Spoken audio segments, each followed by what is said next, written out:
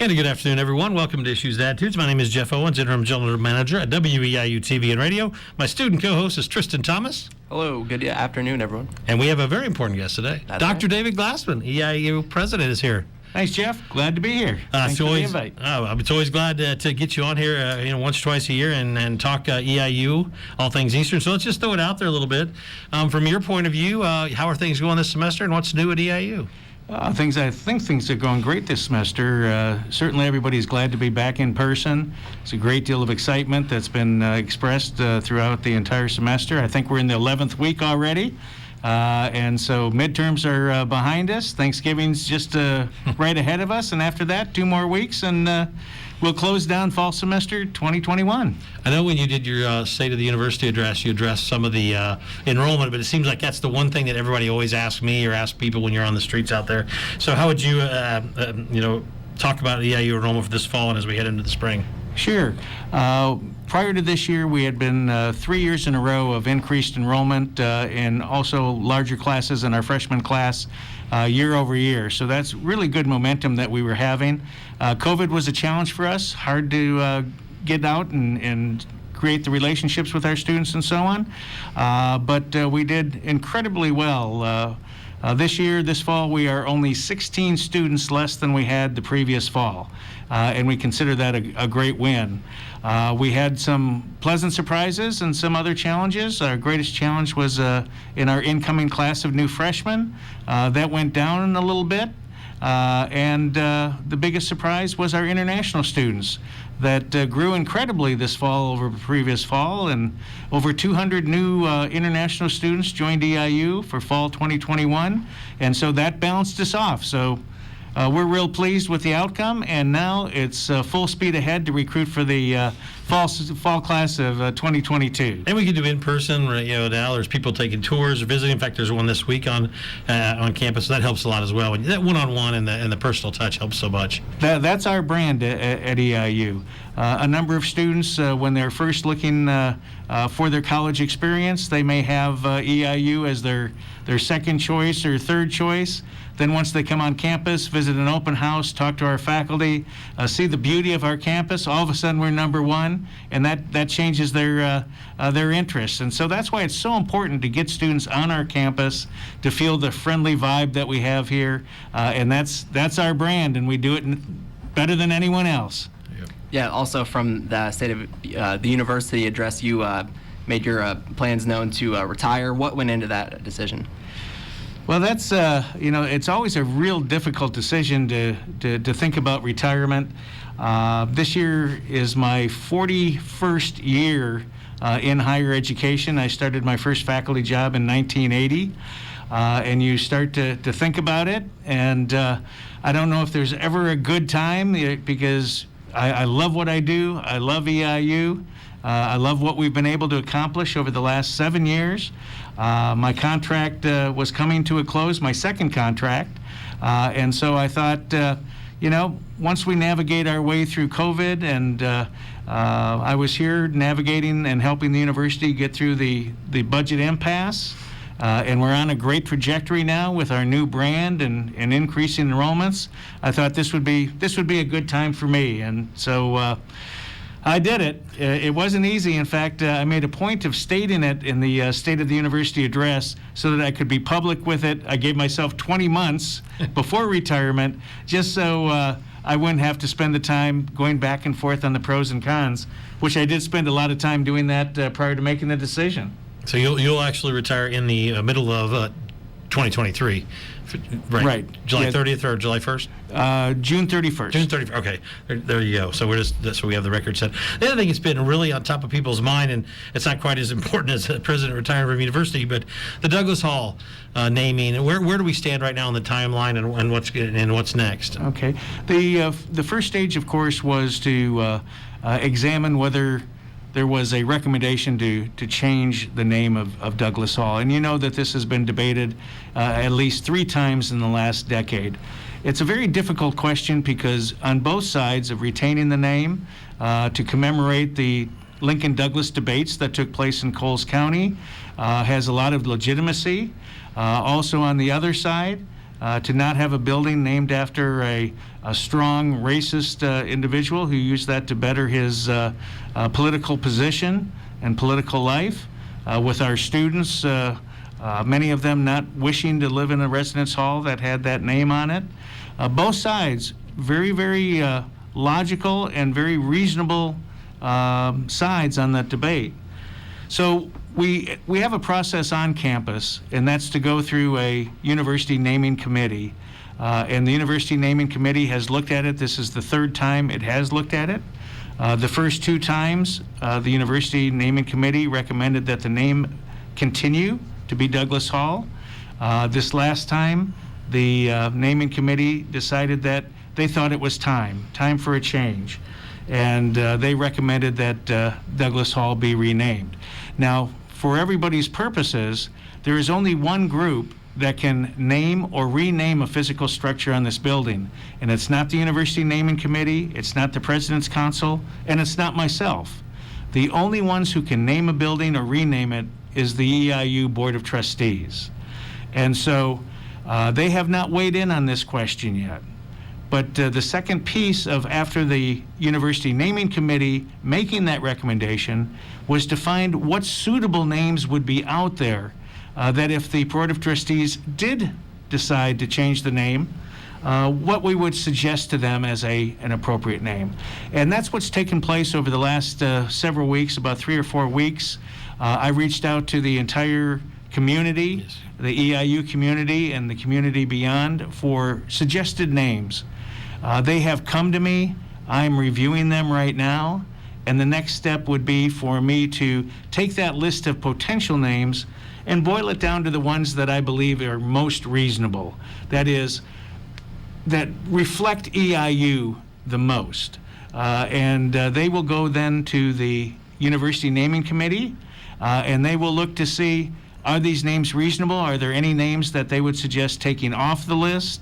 And then in the January meeting, we'll probably go forward and to the Board of Trustees with what the recommendation is from the Naming Committee and from the university, and see where they want to go on that issue. It's been a lot of work, but it really is important. And as I said, and I want to reiterate it, it's a tough decision because both sides of the debate really have legitimate reasons for either wanting to keep the name of Douglas Hall or to change the name for something that would be more inclusive and more appropriate, or to honor somebody else that has a EIU connection or function relative to the university's mission.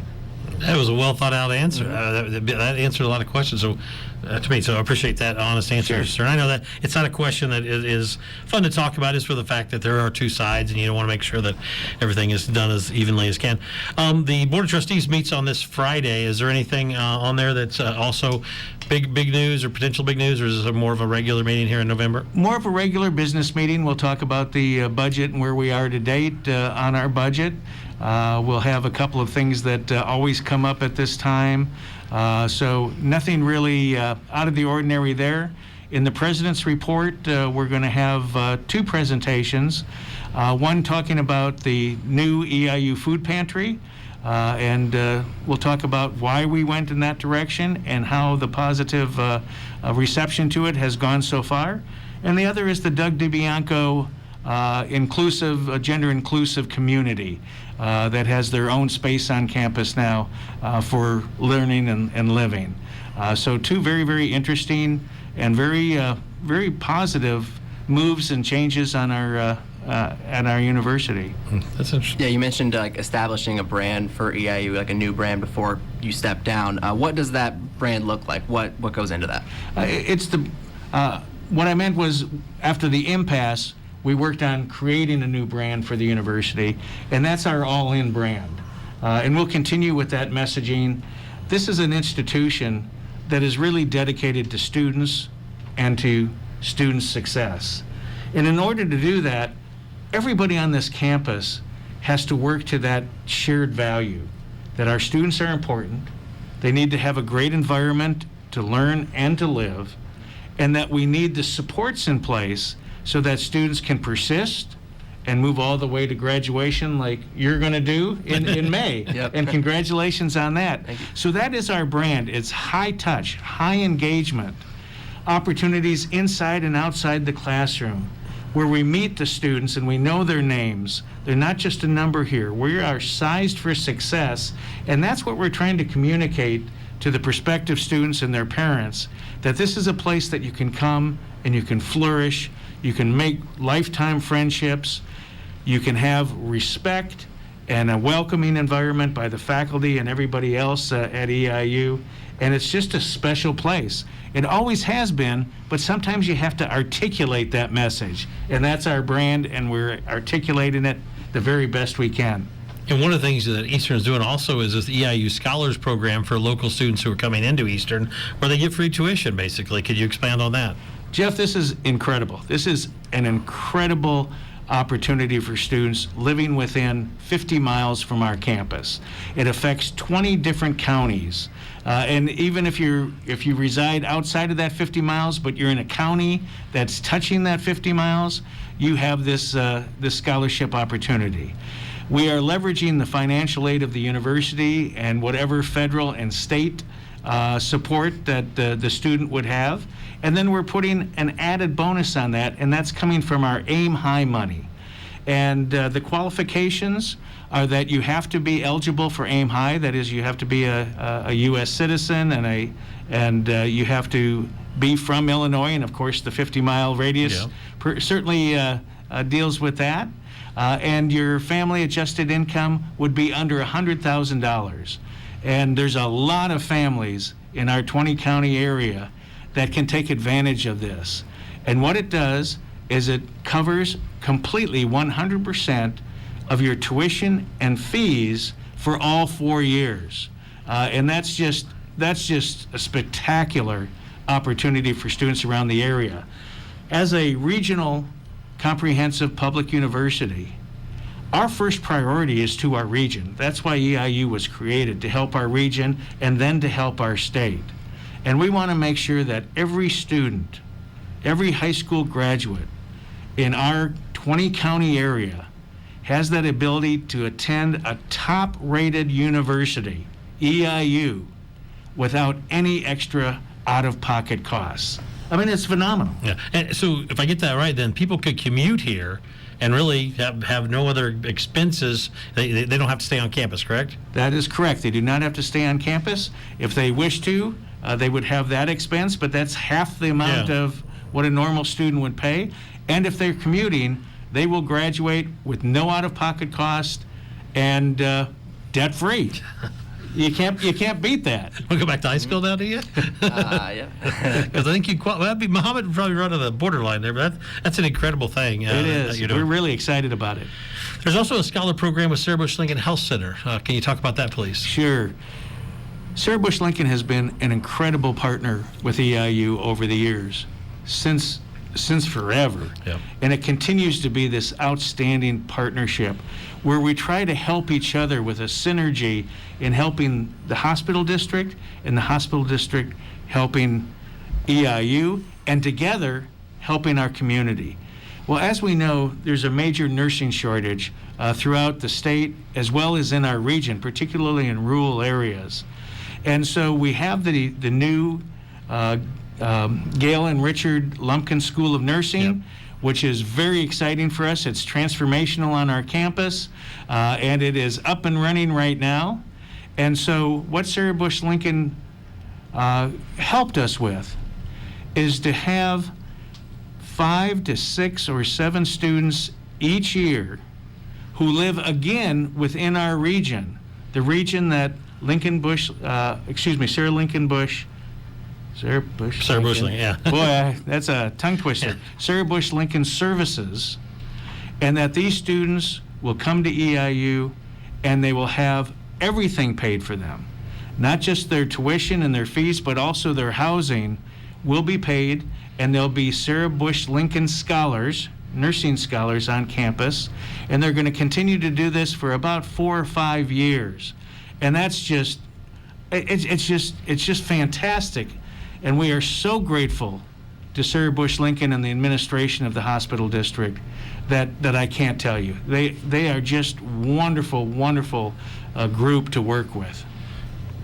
Yeah, is that kind of that flexibility with students and kind of working with them and the scholarships, is that kind of directly from the the all-in EIU brand you're trying to establish? Absolutely. EIU for the last several years has the lowest cost of attendance of any one of the 12 public universities in Illinois. We have the lowest cost of attendance. We believe in keeping EIU affordable and accessible. And if we can also get scholarships and bring scholarships, that even makes it even more affordable for students and accessible. And you can't do much better than free tuition and fees, Yeah. or in the case of these nursing students who are bright and want to come to EIU, and Sarah Bush Lincoln knows that if you're recruiting students from our area, they're more likely to stay in our area and support our community. And I need to have a shout out to the late Dick Lumpkin, who also had that vision of having EIU support the community by training nurses to stay in our area in the Coles County and outreaching counties to really help with that deficit in this area. So it's just working perfectly with how it was designed. And Dick Lumpkin, the late Dick Lumpkin and his family and foundation, again, on this campus, it is synonymous with the Lumpkin name. You can think of now the Lumpkin College or School of Nursing, Lumpkin College of Business and Technology, Lumpkin Hall. They are true believers in this institution, and we are so grateful to having them as our benefactors. The other thing that's happened in the last few weeks that's kind of more of the regional is that there's a new proposed sports complex coming, maybe coming to the Mattoon-Charleston area out there by Mattoon. When you see these things like this happening to the community, I know Eastern will benefit from them, but how happy are you when you see these new gigantic developments coming? I'm ecstatic. I mean, I am all in for that sports center. If we can pull that off for our region, it is going to be just impressive, the economic benefits that'll take place there. And they talk about 500,000 people, coming there in a year, where they're coming to our community. Also, it's a place we can showcase EIU. We can use that as a laboratory for internships in sports medicine and so on. The hotels will develop, restaurants will develop. It's a game changer for our community. So I am highly supportive of it. And here, once again, Rule King, stepping up with an innovative idea of how do you create a catalyst for Coles County and Mattoon and Charleston to just rise above and have a brand, become a destination location. And the way that their plans look, it's just with indoor and outdoor courts and fields. It's just going to be as impressive as can be. Of course, the price tag is also impressive as can be. Yeah. But we're going to help them in any way that we can here at EIU. Okay, that's a $60 million project, and you couple that with what they're doing at the high school over there, and the LIFT program. Mattoon's appearance will could change over the next couple of years drastically. And it's going to raise the entire region. Sure, you want to retire at that time? I may have to change my State of the University address and just stick on. Speaking of that, you did say you want to kind of maybe still stay around and do some teaching at Eastern if all things worked out. Yeah, when I first got into higher education in 1980 as a faculty member, I went into higher education to be a teacher. Yeah. I didn't go in to become an administrator. In fact, how that happened, I'm still trying to figure out. I'm not sure. Just kind of get pushed in that direction, and you get pushed up and up and up. But I thought it would be very, very fitting to start my career as a teacher and end my career in the classroom with students, and get the joy that exists. There's nothing better than, in my mind, than to be an educator, whether that's at the university level or K through 12. That's the most defendable craft or profession that's out there in my mind. The other thing that obviously still why we have masks on and everybody here does is where we're at with COVID and mask mandates in the state of Illinois and goals for the spring semester. Can you talk about that? Sure, I can. It is because of masks. It's because of our policies on campus. Now we have the new tool of vaccinations that are out there and testing everybody who's unvaccinated every week. It's because of those things that EIU is such a safe campus from the transmission of that virus. We look at our positivity rate on a weekly basis, and it is generally less than 1%. That is better than Coles County, it's better than the state, it's better than, almost anywhere around. These preventative measures are keeping us safe. Now, of course, it would be nice if everybody did these preventative measures everywhere, on campus, outside of campus, across the Illinois, and across the nation. I think if we did that, we would eradicate or at least get this virus down to a level that is not going to be so imposing on us. So a lot of people are asking, just as your question is, what can we expect for the spring? Well, we have been following since the beginning of the pandemic is what is the guidance we receive from the CDC, from the Illinois Board of Higher Education, the Illinois Department of Public Health, and the governor's office. And we have been following those guidelines very, very closely. At this time, I have not heard any variance from what we're doing right now. So if I had to guess, the best evidence tells me that spring we'll still be wearing masks indoors and not outdoors, that we'll still be testing people who are unvaccinated on a weekly basis. So I don't think we're going to see much different. A lot will happen, or a lot will be learned in what happens this winter, because that's the easiest time for people to transmit the virus, when they're sneezing and things of that nature, when it's cold out. And if we can contain that, I'm hopeful that maybe in the late spring or moving into the summer, that we'll be past the hardest part of the pandemic. We'll be working our way out, and I would love nobody more than me to take my mask off and enjoy people's company and actually see them smile. I don't know if you're the same way, but when people are taking pictures, I'm still smiling under the mask. They hold the camera up, and I got a big grin. Nobody's seeing it. I think we all need to see people smiling and enjoying each other's company, and we're getting that outside. And that's why I think morale and people's excitement this semester is so much higher than last year. Last year was just difficult for everybody, but I have to say, our faculty, our staff, and our students really came together on our campus last year and this fall, working together to make sure that we stay safe. And a lot of people in our community weren't so sure about us. I had several calls saying, oh, it's going to be bad on campus. Our students are not going to wear their masks. And they absolutely have. And I tell people, if you want to go to the safest place from the transmission of the virus, come to EIU's campus, because that's where we're really paying attention and we're respecting the virus. You've got to respect it. And if you do that, you're going to be fine. You're going to stay healthy, and you're going to engage and live comfortably on campus and be part of the learning experience. Yeah, also with that, the kind of fluidity with the masking, where last summer it was a lot more, less restrictions, and then you go back to kind of somewhat similar to the way things were last year with the masks inside. What was that kind of like to navigate the fluidity of this, of going back and forth with the changing rules? It was difficult, to tell you the truth. Last summer, we were able to take, if you were in a group where everybody was vaccinated or whatever, you didn't have to wear masks inside. And I thought that was nice. I felt comfortable, and I liked that.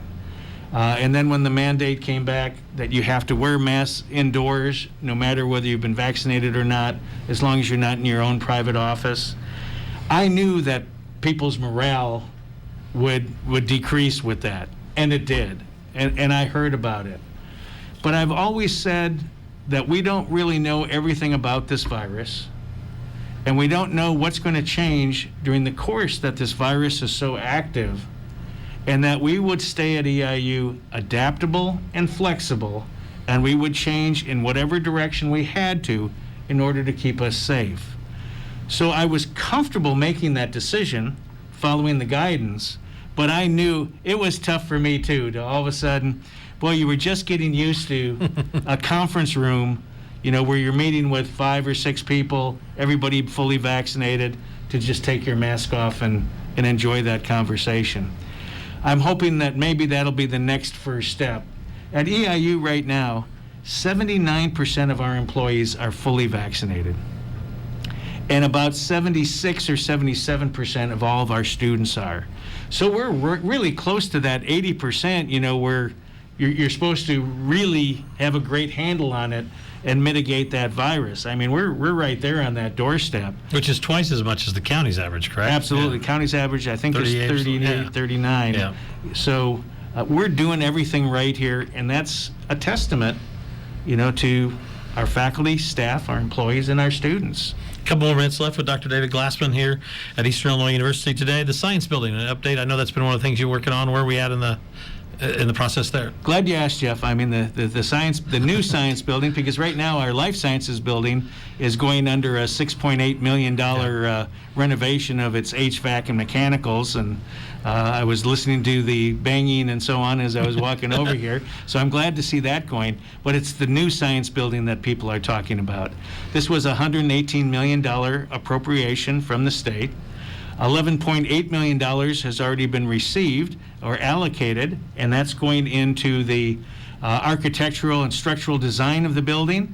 And the architectural design company is Ratio Architects. They are the best when it comes to laboratory types of buildings and structures, and we're excited about that. They are meeting every other week, so twice a month, every other week, with our biology and biochemistry leadership to figure out right now, so this is a program development stage, how many offices we need, how many laboratories we need, how many conference rooms, what kind of study spaces we need. So they're getting all that information now so that they can start the schematic drawings of the building. Very exciting. That's good. That's awesome news. I mean, I know that's something I know you really all. Oh, I've been fighting for that science building since the day I came in. We are about out of time with Dr. David Glassman. Anything I forgot today or any last words we'll give it to you, President? I'll just say that it's a great year. I'm so glad that everybody is enjoying the spirit and the excitement of being back together. And I want to thank everybody once again for really coming together so that as a community, we are working to keep our community safe. Well, we appreciate you being here. Thank you very much, Dr. David Glassman, Eastern Illinois University President. We'll be back next week. Tristan, great job today. Thank you. All right, we are WEIU.